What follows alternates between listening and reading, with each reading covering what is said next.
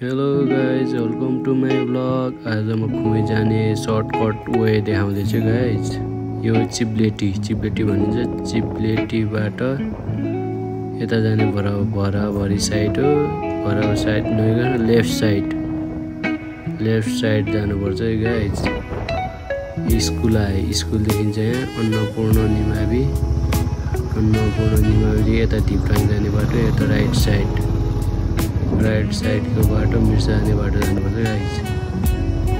मिर्सा जाने बाटो हो यो। मिर्सा रुम्जाइनतिर लाग्ने राइट साइड पछि यो स्कुल माथि गरेर जानुपर्छ गाइज। खोलाको तिरैतिर गण्डकीको तिरैतिर गयो गाइज। भ्यूहरू पनि एकदम राम्रो देखिन्छ कि। बाटो अलिकति अफ रोड छ है गाइज यतातिर। बाइक चलाउनेहरूको लागि अलिकति, जान्नेहरूको लागि त ठिकै हो, तर नजान्नेहरूको लागि अलिकति अफ रोड छ है गाइज। यी तलतिर नगइकन यता माथि जानुपर्छ गाइज बाइकमा हुँदा। यो करुवा भनिन्छ गाइज यसलाई। करुवा गाउँको नाम करुवा। लेफ्ट साइडतिर माथि गयो गाइज। छिबाङ भन्ने गाउँ आउनु लाग्यो गाइज। छिबाङ हिमालहरू पनि एकदम राम्रो देखिन्छ गाइज। छिबाङ गाउँ यो हो।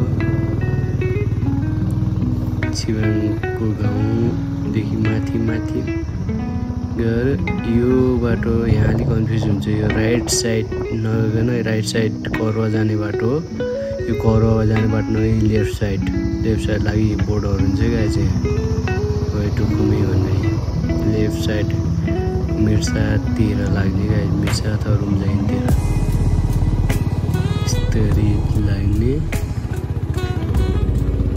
बाइक नयाँ चलाउनेहरूलाई बाटो अलिक त अफ रोडै छ है गाइज यतातिर। जान्नेहरूको लागि त केही छैन, जान्नेहरूको लागि ठिकै छ, तर नजान्नेहरूको लागि अलिकति अफ रोड छ। मिर्सा कटिसक्यो, मिर्सादेखि माथि लागिसक्यो गाइज हामी। मिर्सादेखि माथि यहाँदेखि अर्को बाटो हुन्छ खुम्मे जाने बाटो, तर यताबाट ठाडै उकालो पर्ने भएर हामी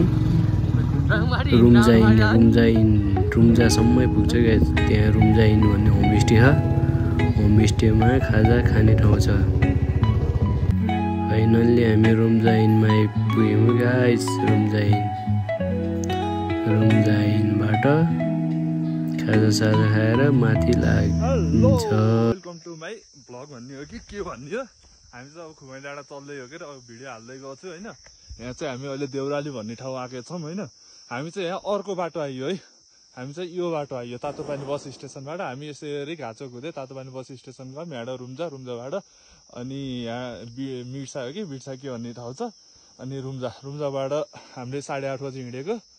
अनि बाइक राखेर 6 बजेतिर घरबाट हिँडेको। 2.5 घन्टामा यहाँ आइयो। 2.5 घन्टा रेस्ट गर्दै आनन्दले आइयो। अनि यहाँबाट चाहिँ हामी 1.5 आवर्स लेख्यो। हामीलाई लगभग 3 घन्टा लाग्यो भनौँ देउराली आइपुग्न होइन। हामी चाहिँ आनन्दले बस्दै, अनि अङ्कल र भाइको चाहिँ फर्स्ट डे घर चाहिँ अहिले आनन्दले आइयो। अहिले चाहिँ 2300 मिटर हाइट। आज हामी खुमै डाँडा पुग्ने, कोर्चनमा बस्दैनौँ।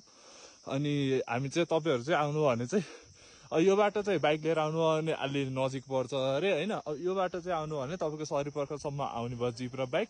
अनि यहाँबाट चाहिँ हजुर मस्त जाने है। यहाँबाट चाहिँ मस्त आउने हो। अनि यहाँ आएर देउराली भन्ने यही ठाउँमा आइन्छ। यस्तो छ है ठाउँ चाहिँ। अब यही हो ट्रेक चाहिँ। अब यताको बाटो चाहिँ हल्का उकालो रहेछ, तर त्यस्तो उकालो भनेर ठाडै सिँढीको उकालो चाहिँ छैन, तर सर्रा आइन्छ है। अनि यता चाहिँ हल्का सम्मो पर्ने चाहिँ के छ भाइ। हामी चाहिँ उतो ठाउँबाट कति अरे 5 घन्टामा 5.5 घन्टामा चाहिँ रेस्ट क्याम्प आएको छौँ। मस्त बसी आएको छौँ। यहाँ चाहिँ मस्त बवाल छ यो भ्यू चाहिँ। फोटोसोटो खिच्यौँ होइन। हामी चाहिँ उतो ठाउँबाट यस्तै जङ्गल आइयो। अनि देउराली भेट्यो। अनि देउरालीबाट मस्त हिँड्दै आयौँ। अहिले धेरैजना ग्रुपमा भेटेछौँ। हामी पुग्ने चाहिँ त्यहाँ है। यहाँ चाहिँ ग्रुपहरू टन्नै हुनुहुन्छ, केटाहरू यस्तै छन्। अब चाहिँ हामी बिस्तारै चलिन्छ है। थ्याङ्क यू फर भिजिट है। अनुहारको हालत यस्तो छ है। Let's go. 5.5 घन्टामा हामी रेस्ट क्याम्प। बिहान 6 बजे हिँडेको। अब यहाँ चाहिँ वे टु खुमै डाँडा 1.5 आवर्स छ है। बाटो चाहिँ कस्तो छ हेर्दै जाम्ला। फाइनली हामी खुमैडाँडा होटल एन्ड रेस्टुरेन्टमा आइपुगे guys. Thank you for watching my video. Like and share please.